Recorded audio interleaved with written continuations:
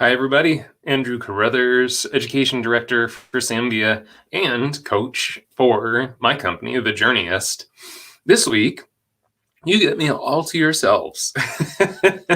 I wanted to just take this week because there's been something that's been coming up so frequently, both in coaching conversations with my individual coaching clients, and even during our live streams here on Facebook and YouTube.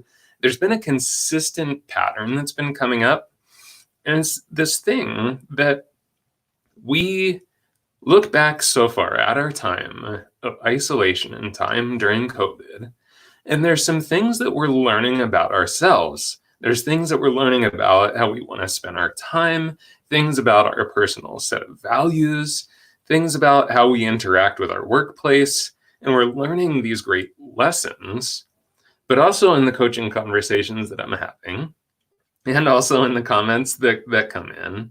The thing that comes up is that some of you are concerned about those things staying true as we return back into the work life that we once had. And even if you're not back to work, we're starting to see other people open up. We're starting to see businesses open back up. And so I'm sure what's coming up now is, well, when do I go back to work? How is my life going to change and shift? And so that's what we want to dedicate today all about. So, hi everyone, thanks for joining us. Hi Tara, hi Natalie on our YouTube channel. We've got Kat and Esmeralda and Lori, Kelly, Claudia, Robert, Christina, Jamie, Piero. We've got a bunch of people on from our Facebook channel. So again, today our focus is going to be, how do we take these lessons that we're learning during this time of isolation and during COVID, and how do we continue to move those forward into our future? So, one thing I can definitely say for myself is that this has been a big shift in my lifestyle. During the week, not so much, because this is my office here, my video studio. That a lot of our Zambia content comes out of this office, and this is where I spend most of my time during the week if I'm home. The part that has changed significantly is I'm not on the road, I'm not traveling. And at first, that was kind of an interesting thing, because I was used to leaving 2 times a month usually to head out on the road and teach in your salons or be at trade shows. And so initially it was a big shift. But I know for myself, what's happened is I've actually grown to quite like my time at home. I've also recognized that there were some things that were happening with my lifestyle that weren't necessarily the healthiest for me personally, but also thinking about the impact I was having on the earth itself. Because I would fly across the United States. I live here in Oregon. I'd fly all the way back to New York, Pennsylvania, Virginia, something like that, just to show up and do one class, then turn around and fly home. That I kind of realized after we've been kind of here at home, maybe even from an ecological standpoint, isn't the smartest thing. So I'm already starting to think about, how do we shift to something that's more sustainable, something healthier for my own health, but also something that is healthier for our planet. Hey, Tommy, you're on. Hi, buddy. Hi, Julie and Yesenia from our Facebook channel. Got Natalie and Celine here. So here's what I'd like to start out with. And Diane, you're already on it.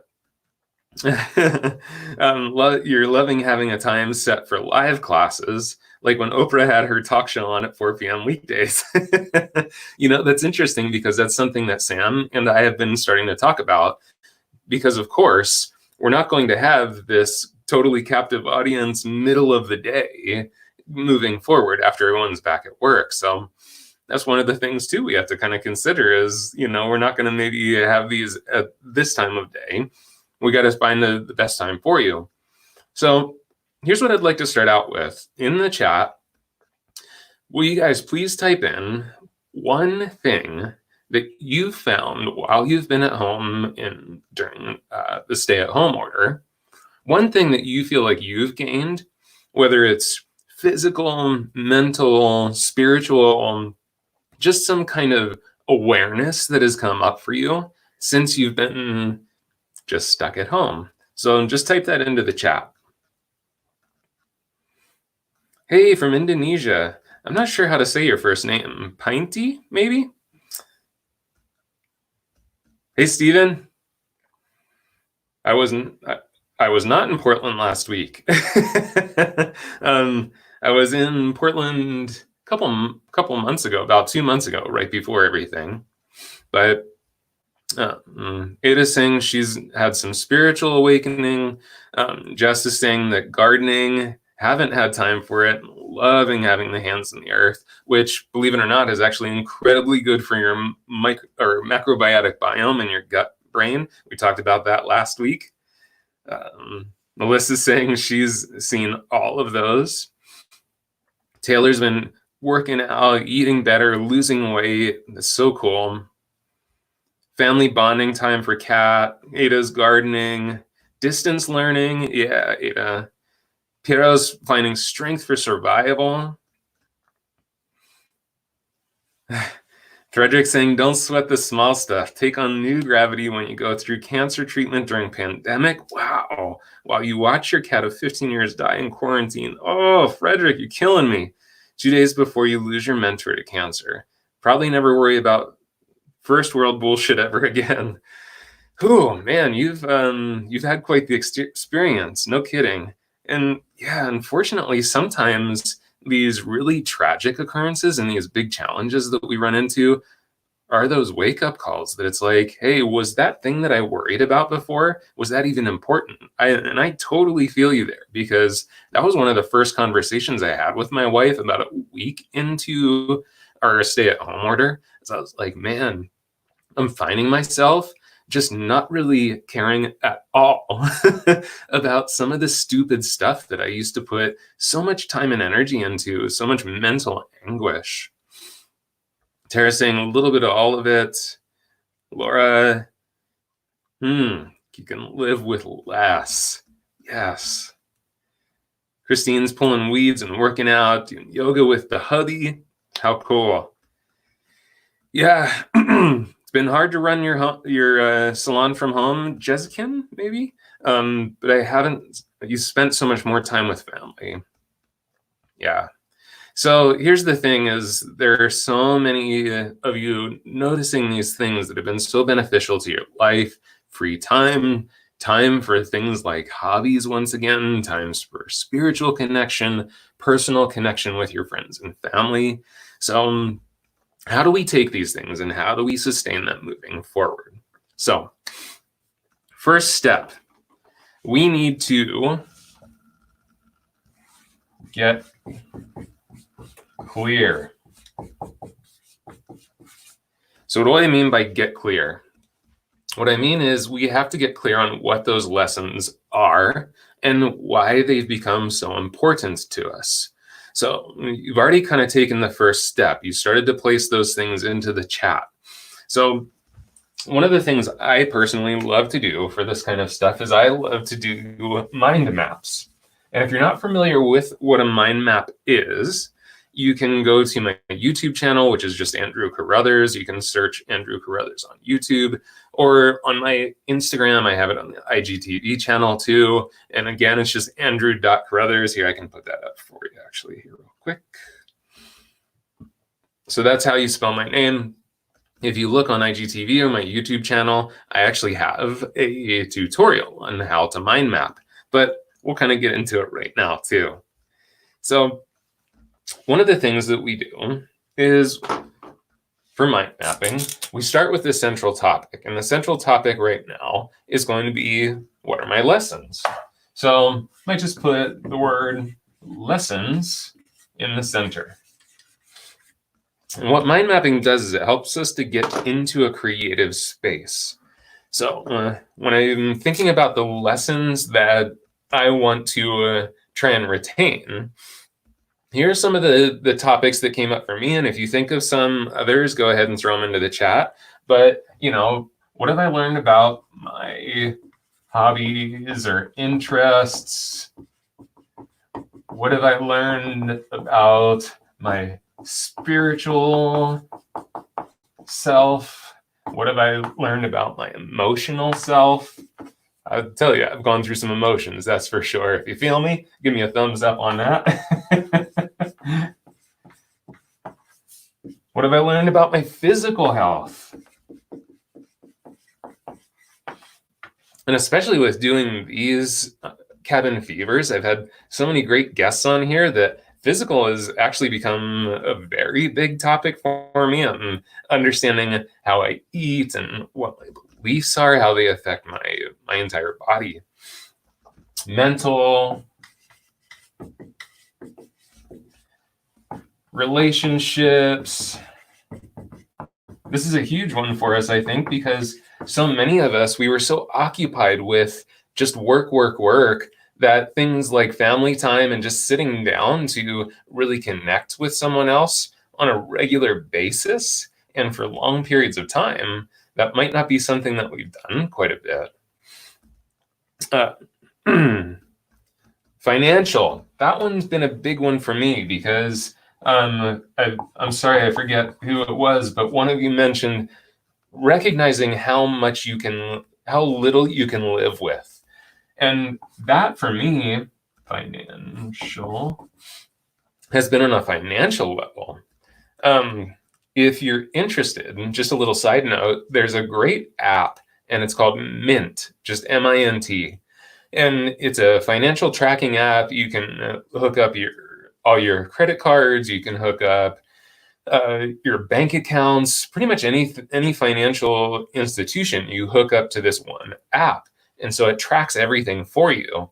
You can set budgets within it. You can look at what kind of spending you're doing. You can create specific labels and stuff. It's actually pretty brilliant. It takes some time to get it dialed in, but it's definitely helped me to understand where my money goes.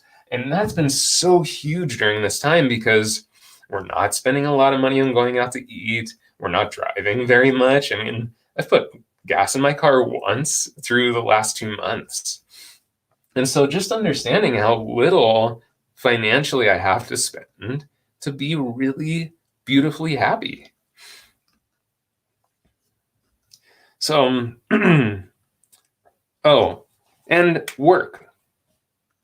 Because I think for a lot of us, and I know that quite a few of you that are watching, you're hairdressers, just like I've always been.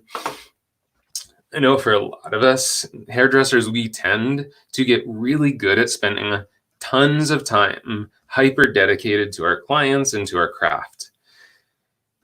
Not that there's anything wrong with that, but if you're like me, you've probably noticed that a little more time, a little more space, a little bit slower pace has actually been really beautiful. And for some of you, maybe not. For there are definitely a handful of you that are like, no, I want to be back in the salon, grinding it out 10 hours a day, back-to-back clients, and that's how I want to work. Beautiful. You've had that realization too. So that's just as valuable. So as you look at your mind map, the next step that you want to take is you want to start to break these things down even further. So let's just use relationships for example. So with relationships, one of the things you would want to ask yourself is, why are relationships important to me?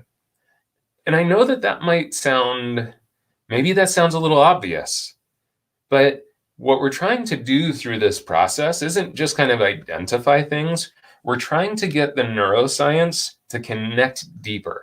We're trying to get our heart to connect deeper. We're trying to get the gut brain to connect deeper. And to do that, we have to go through these practices. You'll notice I'm using color. Color is really great for igniting the depths of the brain. So don't just make it this like, just jot it out with a black pen on a piece of paper. Like, get some crayons out, get the colored pencils out again, and have some fun. Reconnect to that creative space within you. So with relationships, I might say, okay, why are relationships important to me? Well, to me, it's a really important part of my stability and my resilience, because my relationships are the people that I look to for that sense of stability and kind of a foundation. It's also where I can express compassion. It's where I express connection. So some of these things are the reasons why this is so important to me. Then ask yourself, what have you been doing different? Yeah, Tara's saying, make it pretty. So what's been different for me is more time. So interesting, because we live in this community.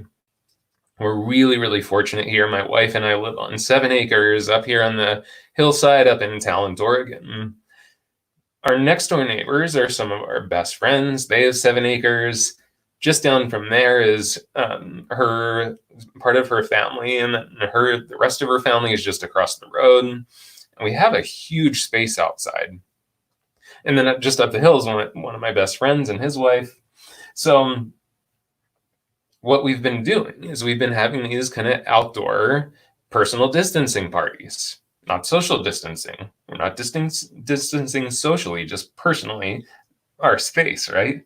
So we keep our space, but we hang out outside. We'll maybe have a fire or something. Everyone brings their own beverage and their own chairs, and we stay really safe. But we've been doing this more often than we ever used to spend time together. So even in this time of social distancing, we've been spending more time with each other. So this is really important that I recognize, and this has felt really good. This has done something really beneficial for me. And I think as we talk about it, lots of people are in the same space. And the funny thing is, maybe it's been on Zoom, maybe it's been on the phone, because many of you maybe don't have that same opportunity that we do, because you don't have that big space, that big open space to retreat to. Or maybe your family's not as close. So the time that we have with each other might be digital, might be in person, but I'm sure a lot of you experience the same thing, that it's been really beneficial. So are you starting to get the sense of this? So you would actually sit and do this for each of these areas. Really take time to map out, why are these things important to you? And what has become different about those things? The deeper that you go with this, the further down the rabbit hole you keep branching off of this, the more connected you will feel to it. So that's what we're trying to accomplish here. So that's step one. Got lots of great comments here. Gratitude. Enjoying quiet time. Yeah, Celine, every dollar. Huh, Dave Ramsey. Cool. I'll have to check that out. Thank you. Melanie's feeling stronger, more resilient, more confident. Jessica and Sam, less petrol, more food. That's true. Awesome. All right, so let's continue down the path. So the next step is to now create a vision. And let me grab something.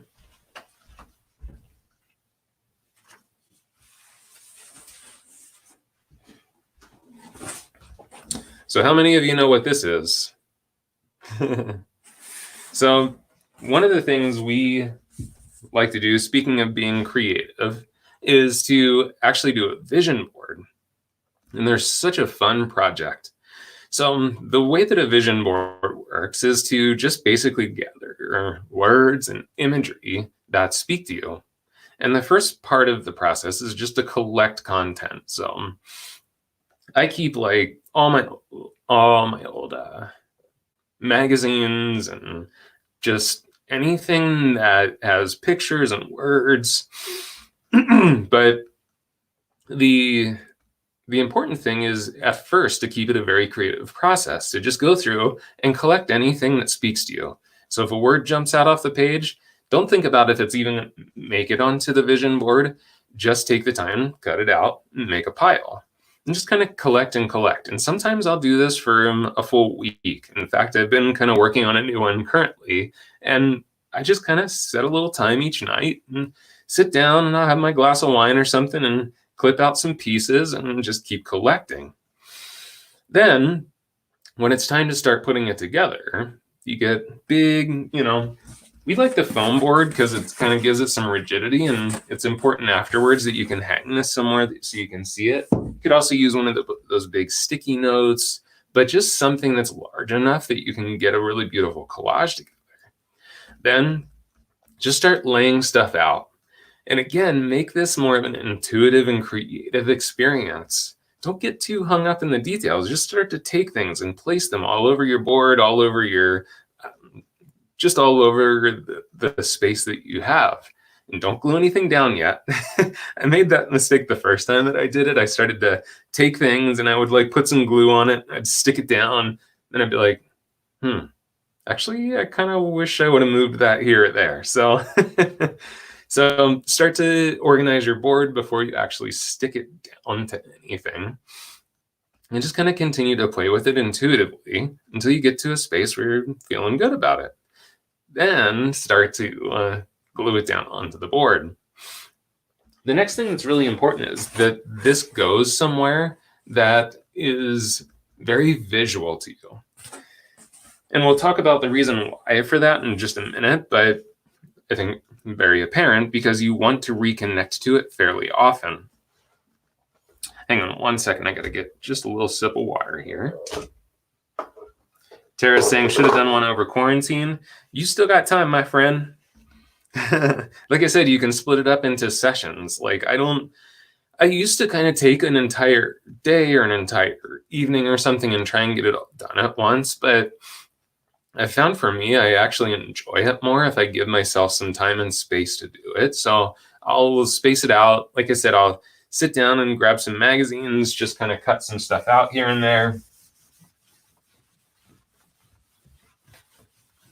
So it's okay if it takes you a week or two, but it's an important step.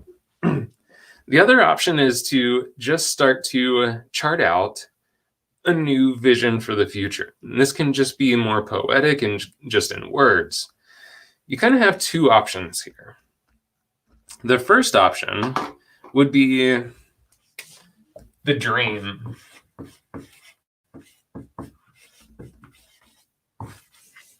What does the dream life look like? And that might have changed since you've been in isolation, since you've been at home. And again, with that dream vision, it's incredibly essential that this becomes a creative process with tons of details. So put, what time do you wake up in the morning? What do you do when you first wake up? Do you only get up and do you make coffee? What kind of coffee do you make and how do you make it? Is it delicious coffee from your espresso maker and you use your favorite oat milk with turmeric and ginger? Okay, that might be what we do. But, really map out in detail and with a creative perspective, what does this look like? Then, okay, that's from this time to this time. At 7 a.m., then I start my yoga practice, or I go to the gym, or I, play with the kids outside, or I take the dog for a walk. Then at 8 a.m., I do ... Now, here's the thing. And this might sound weird, but if work isn't your perfect life, don't put it in this scenario. We're going to talk about that in a second. And here's the purpose. If you're going to go the dream route, go the dream route and make it unlimited. Make it something that time and even money, they don't have an effect on this. Because what you're trying to do is you're trying to identify the pieces that come together to create this beautiful dream vision of yours.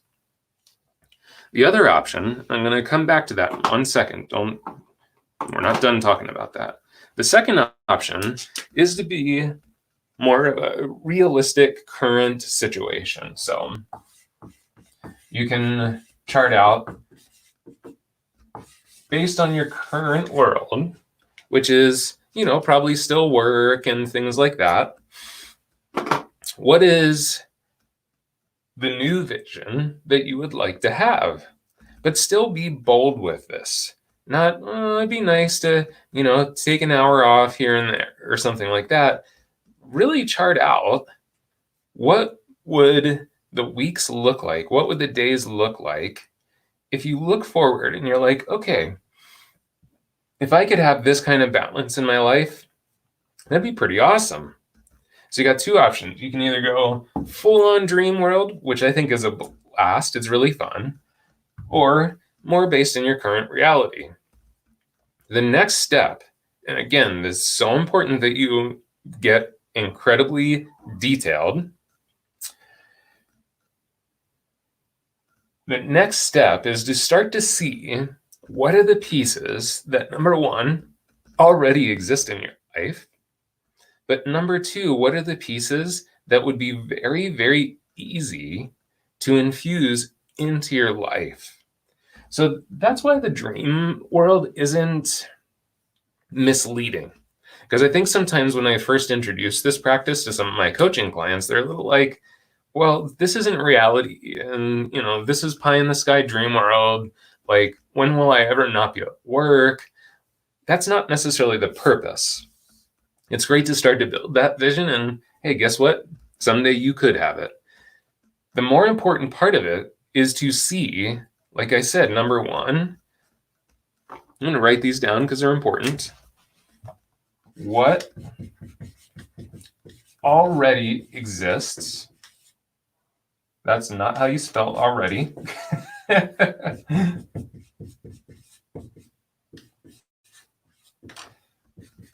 And number two, what could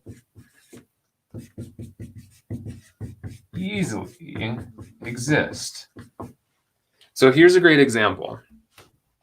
If in my perfect pie in the sky dream world, it's waking up at 6 a.m., making that perfect cup of coffee, and using this exact, certain oat milk that I just particularly really like, and having the time to put it in the blender to make it frothy.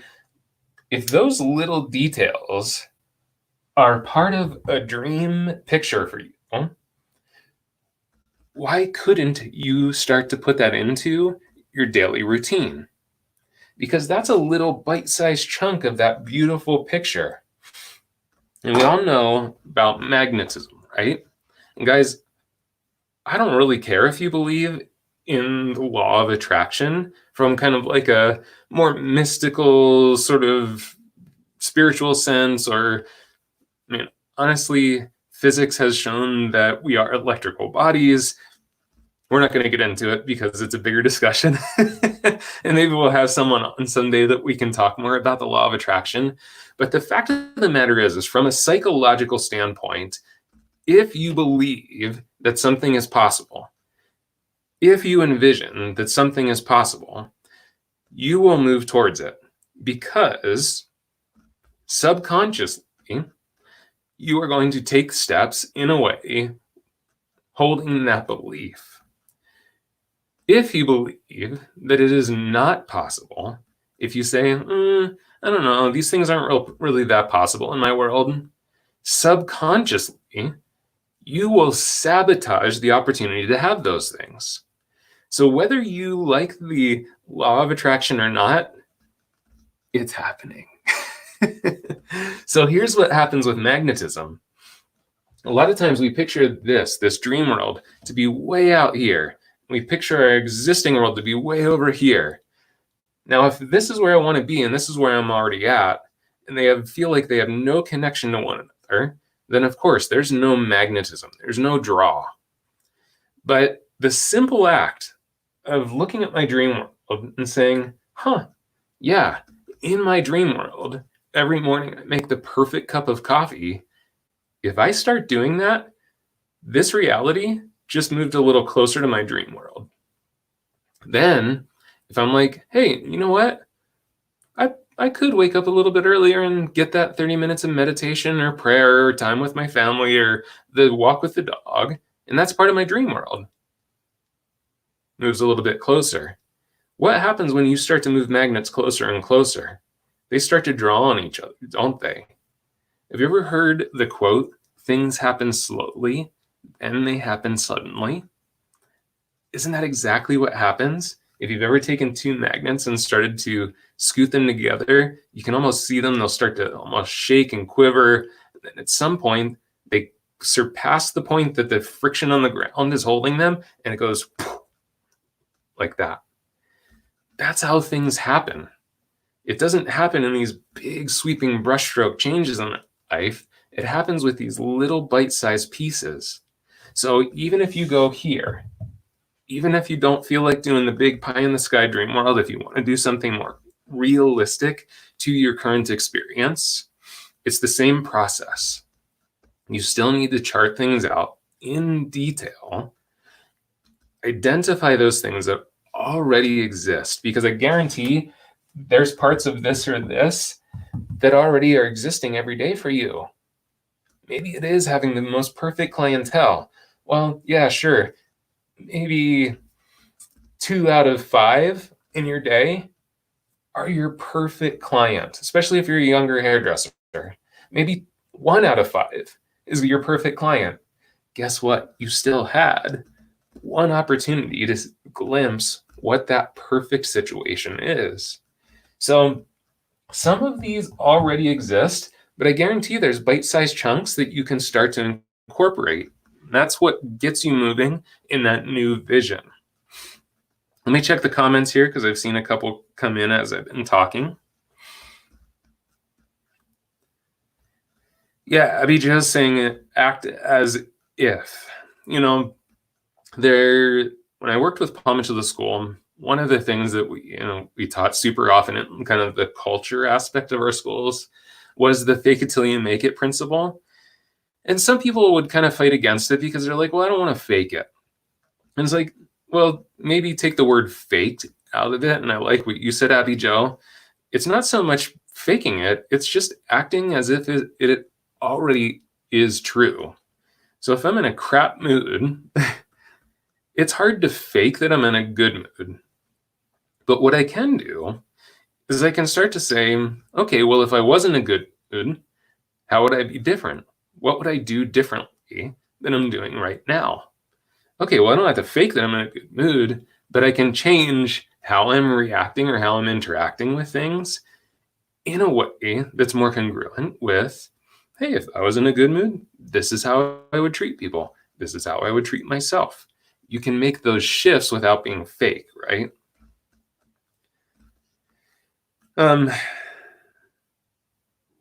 Yeah, Diane, things move slowly, then they move slowly, and then quickly, or slowly, then suddenly. Yeah.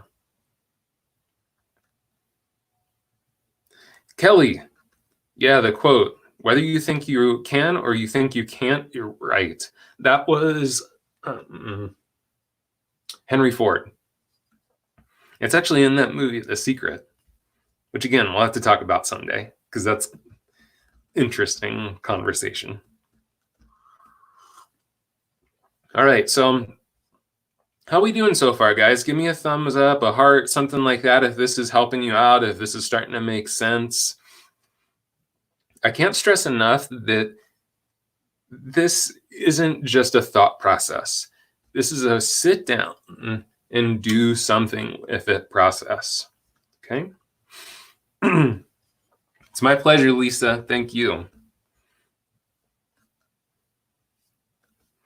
All right, let's go to the next step because this is the really challenging part. So up till now, we've been talking about the action steps to start to build out this new future and start to think about what do we want to carry forward into that next phase of our life, as we start to come out of the isolation phase of this, one of the hardest parts of setting goals or starting to shift these things in our lives is staying consistent. I've been a coach for about 10 years, a little over 10 years. And I can tell you from my own experience and those of my coaching clients, we get this rush of adrenaline, we get this rush of oxytocin when we start to create these new visions, these new goals. And even when we first make the changes, things happen within us that are so exciting. It feels so good. So it's easy at first. What's hard is staying committed. So step 3 is, how do we stay committed to these things? So the first thing is, it can't go to chance. We live in a time, well, some of us have kind of lived in a time right now that you actually probably don't have to plan things too much, because maybe you do actually have quite a bit of space in your day. It's interesting. I've talked to more and more people lately that when they first looked at this opportunity that was ahead of them, they're like, oh my gosh, I don't have to go to work. I'm going to have so much time. I'm going to have so much space to do all these things. And the more and more I talk to people, the more I realize that we are really good at filling that time up, because so many people are like, I don't know what happened to the time. It just kind of disappeared. So if we leave these changes to chance, if we just set this like, okay, well, it's a great intention to do this thing differently, it's most likely going to happen a few times and then never happen again, because it's not going to become something routine. So the first thing that we have to do is schedule it.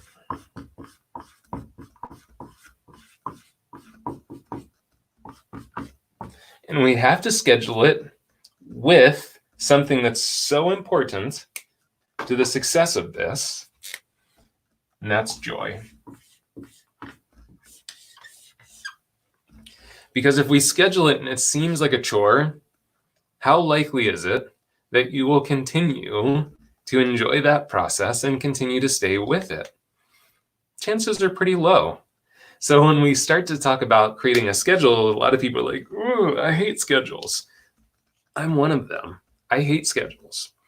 But I know if I don't schedule time within my day to do certain things, they're not going to happen, because I'm really good at filling up that space with work. So one of the first things that will really help you out is to schedule things. And that means, just as detailed as we talked about in creating that dream vision for yourself, that's how specific we need to be with our schedule.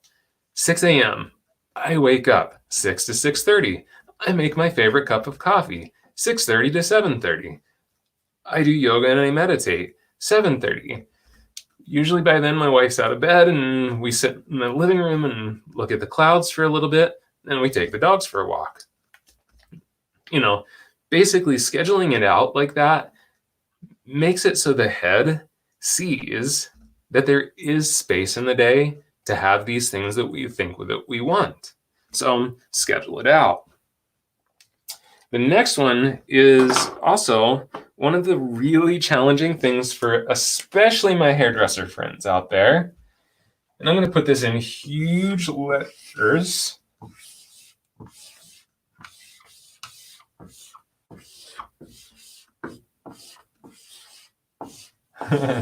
It's coming. I know that you guys already know what it is. It's boundaries. Hairdressers, we suck at boundaries. Because we have so much passion, we have so much compassion for our clientele that we have a full day and a guest says, oh man, that next weekend I have this event, can't you squeeze me in? Yeah, I love you. You're my favorite person. You're my favorite client. I'll stay an extra hour late. Well, if that happens once, that's one. But if it happens over and over again, that means we've lost our sense of boundaries, especially with those clients. And now the next time that they ask, saying no is even harder. But we have to create these boundaries with everyone. It's our clientele, it's our families, if you have children. But if we don't have any sense of boundary, if everything in our life is just kind of left to other people's whims, we are not going to be able to hold on to this. Everything will just get busy again, and you'll find yourself in that exact same space where you're not eating healthy, you're not exercising, you're not meditating, you're not praying, you're not going to church, you're not taking care of yourself, you're working 60-hour work weeks again. This is so key. And what's really tough about this is that boundaries very often are seen in a negative light. They're seen as selfish. We're afraid that we'll lose value to people if we create boundaries. And it's just the opposite. The more that we create boundaries, the more valuable we become. Because, again, if you don't believe this on kind of a more worldly, esoteric level, believe it on a psychology level, you can't give what you don't have. If you have no mental capacity, if you're tired all the time, if you're not healthy, you can't take care of other people. You can't serve your community. So this is not selfish. This does not take away from your value. This makes you have the ability to be more selfless, more giving.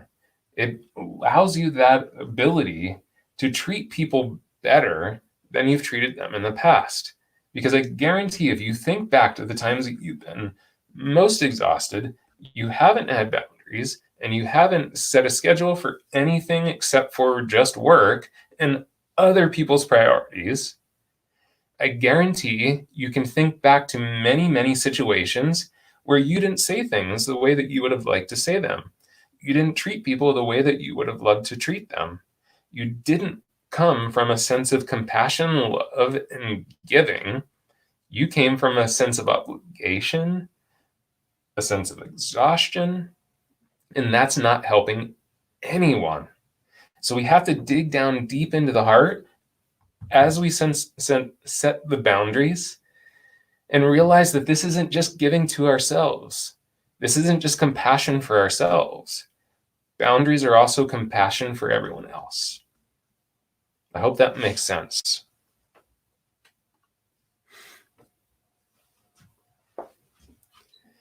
Tara's saying she's been called selfish by a family member. Yeah. So that's a tough thing, Tara. You know, it's hard when people from the outside don't agree with our boundary setting. And a lot of times, unfortunately, it's a reflection of their own insecurity about it, because this goes down a totally different rabbit hole. But basically, if they see you doing something positive for yourself, this was one of the first things that my coach taught me, because when you start to become a coaching client and you start to make changes, a lot of times you find resistance from other people. And it's not because they don't actually think it's a good idea. It's because there's almost this, it's not necessarily jealousy, but it's a reflection back to them, the things that they're not happy with themselves. So by you setting boundaries and saying, hey, I don't agree with this and I'm not going to be a part of it, they know in their heart that you're probably right, and it hurts them. So they lash out at you. And that's the truth. So that is sometimes a tough thing, is when we do set boundaries, we do get that reaction back. And even with our clientele, when you set those boundaries and say, hey, I'm sorry, but I'm not coming in early anymore and I'm not staying late anymore because of my health and my relationships with my family, You will have some people that will get upset with you, but it's going to be a small percentage. Most of the time, you're probably going to get the response of like, man, I really admire that. I think that's really great. But there's going to be that client that's going to make you feel like crap about it. So we just have to stay true to the fact that this is about compassion for ourselves too. Yeah, Christina's saying it's hard to do with family. Yeah, Patricia, good point. So Patricia's saying we'll find out kind of quick with the clients that resist the masks. This is going to be important, not even from a personal standpoint, that this is also going to be an important thing with the health and safety within your salons and within your businesses. You have to be willing to stay true to your boundaries and the way that you want things to be.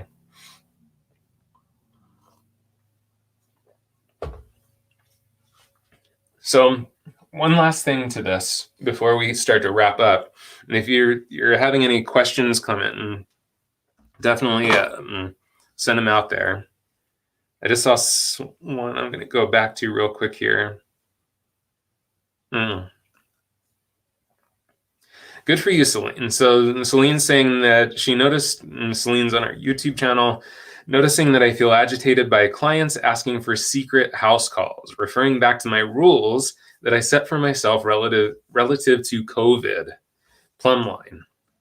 So yeah, it's challenging, especially when you're clear about those things. When people want to push those boundaries, it can be kind of frustrating for sure. Please don't, I'm not making this assumption for you, Celine, but very often, if you find that people are pushing the boundaries that you have set, a lot of times it's because we haven't been, number one, if we haven't been clear with them, or number two, in the past, if we haven't been super secure with those boundaries. That's a lot of times where we get that push and pull from people. Like I said, Celine, I'm not saying that that's your situation, but if you're experiencing those things, that's something to check in on. Number one, how clear and open have you been with your boundaries? Because one of the things with boundaries is no one can read them. And sometimes we expect people to know that they should have these boundaries. Even good example, my sister, she's driving through town because she's going up to Portland where her salon is. She lives in California, and we're kind of a stopping point for her. So of course we wanted to give her a place to stay on the way. But, of course we're still concerned. She's traveling, she's from a different place. And I mean, we haven't even let the people that live right next to us into our house yet. We've been keeping those boundaries. And she has this wonderful dog, Shasta. And, for her and for her husband, it's been okay to have, like, as long as people sanitize their hands and sanitize their hands afterwards, Shasta's been allowed to hang out with other people. And that's their boundaries. And that's great. We've had a different boundary here, which is we haven't been letting our dogs pet or be pet with other people. So if they're out hanging out with us while we're outside having a drink with our friends, social distancing, or drinks, the dogs aren't allowed to necessarily go visit. So because that's been my experience, I kind of assumed that would be the same for Tyra, which wasn't true. But what I realized is I wasn't clear about, hey, if you're going to be here, here are the boundaries of being here. And as soon as I said, hey, actually, our boundaries here with the dogs is this, she's like, cool, no problem. So sometimes it's just getting really crystal clear because not everyone's on the same page, right? So, sorry, got off track there a little bit. The final thing here for when we start to make these transitions and how to stay committed. Let's see, what's another beautiful color we can use? Let's go with Samvia purple, right? The last thing is the mind must come along.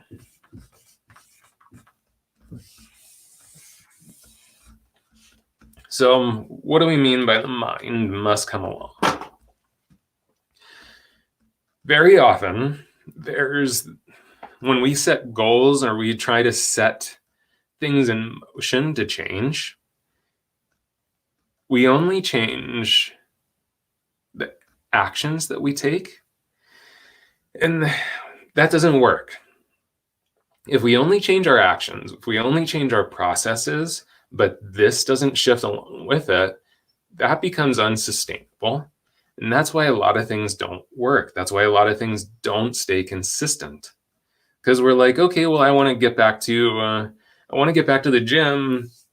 And initially, the mind was all for it because it's like, yeah, you know what? Going to the gym makes us healthier. It makes us feel good. And yeah, I'm on board. Let's go to the gym. So then you start going to the gym. You do it a couple times, but then it becomes kind of drudgery. It's like, okay, it's not as fun as it first was. It's becoming hard now. It's it's cutting into my time at home. ... If the mind didn't completely shift on how important the time is and how valuable that time is, good luck making the physical change to the processes. So how do we make those mind shifts? The way we make the mind shifts, one is just simple mantra. You've probably heard about these things before, or affirmations, where it's just something that you repeat to yourself. So the way the mind works is most of the time our mind is trying to operate on pattern. It's our primitive brain, the part of the primitive brain that kind of guides most of our day, sometimes 80 to 90% of our day, is just patterns. It's what we've always done. It's what we've always thought. It's what we've always felt. It's the beliefs we've always had. And they're really, really deeply baked into that kind of ancient brain of ours. The reason the brain wants to operate from there is because it requires very little energy to operate that part of our brain. Up here, we have the prefrontal cortex. The prefrontal cortex is the newer part of the brain, and it's the part that can make more conscious decision. It's the thing that does process, well, is this a good thing for me? Is it a bad thing for me? Is it right? Is it wrong? And it's the only thing that can override the patterns of the more primitive brain. So what happens is if we wake up in the morning and we don't actually tell the brain, here's what I'd like to believe. Here's how I'd like to walk through my day. Here's the kinds of thoughts I'd like to have. It will naturally just engage with the prehistoric part of our brain, the old patterns that we've always had, because it's easier. It's not because we're dumb or like, and that's the thing that we get into sometimes is we get to the end of the day and we're like, man, yeah, I didn't set my boundaries. I didn't wake up on time. I didn't speak to people the way that I wanted to. And we start to become hard on ourselves. But you have to understand it's just your brain trying to not take up too much energy. That's the only reason you're reverting back to those old habits and patterns.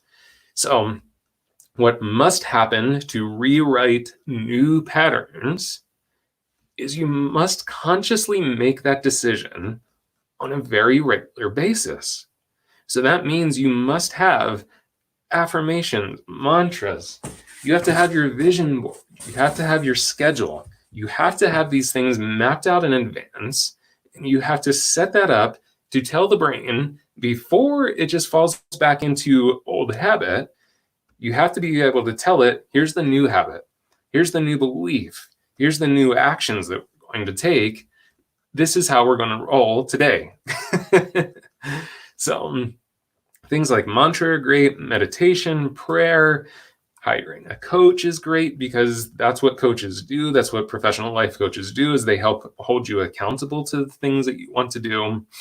But there has to be something that makes sure that this is on board, this is on board, and this, the gut brain, is on board. And that's not an accidental thing. It has to be a mindful shift. I hope that makes sense. Ooh, Kelly, I like that. Crazy fact, those who say affirmations don't work don't realize that that's an affirmation. Because yeah, you're so right, Kelly. The stories we tell ourselves, those are our truth. So if you say, this mantra stuff, these affirmations things, they don't work. This is all a bunch of woo-woo fairy dust kind of stuff. Well, guess what? You are totally right. Kind of goes back to that Henry Ford quote, whether you believe you can or whether you believe you can't, you are right. You are fully right. So we have to take that time to set the intention. We have to take that time to set the mind in the right direction. Totally spot on. Nice. Bay Cities is saying, feeling what I'm saying. Definitely helping. Abby, I saw your note. I'm going to try and remember to just call you Abby. Let's see. Good enough, I'm smart enough, and doggone it, people like me. Stuart Smalley, I loved, oh man, that was such a good time period for Saturday Night Live. Yeah, Celine, the brain is that motherboard. Cool. Yes, it's the intentions. All right, so we got to start to wrap up our time together. I know that was just kind of a bite-sized chunk. If you guys do have further questions, you need a little bit of support, or you need just some suggestions or something, you're always welcome to reach out to me. Let me put, that's how you spell my name. Andrew.Carruthers is my Instagram handle. That's the easiest place to connect with me. I do check my Facebook messages. I don't post a ton on my my personal Facebook here on Facebook. My personal page here on Facebook, I don't use it super often, but if you message me through there, I do get back to people. Also, I have my YouTube channel. If you just search Andrew Carruthers, you'll find my YouTube channel. I do have a thing that I do on Sundays called The Journey of Sunday. It's dedicated to having just a very open conversation about spirituality from a non-denominational standpoint. I do talk about specific religions and the beliefs of certain religions to just give examples of certain spiritual belief patterns. But for the most part, it's more of an exploration and conversation of spiritual topics. So if you'd like to join me for that, that happens on my Instagram TV and my YouTube channel. But like I said, you're always welcome to reach out to me. And of course, just from all of us here at Sambia, we just want to make sure we continue to be a resource to you. So if there's anything that you know we could do for you, please don't hesitate to message us. If there's something you'd like to see on Cabin Fever, send us a message. If there's technical content that you'd like to see from us, send us a message. If there's business content you'd like to connect on, send us a message. Because our first priority is making sure we're in support of you as a community, not just based on what we think you need, but from the feedback that you give us. And that was the whole topic of today. So I would challenge you, take some time, make sure that you check in deeply. How did this experience shape my beliefs? How did it affect me mentally, physically, emotionally? And dig in deep to how that has shifted. Make sure you create a beautiful, creative, and thorough vision for the future. And then stay committed by just doing the things that need to happen, like creating a schedule, staying stuck with your boundaries, and making sure that we set up the mind to be in support of us. So, that being said, thank you so much for watching. I really appreciate you guys hanging out with me. So cool to see similar faces popping in here every week just to be a part of this. Loved all the interaction and feedback from today too. So thanks once again. I'm Andrew Carruthers, the Education Director for Sambia and Coach from The Journeyist. Talk to you next week.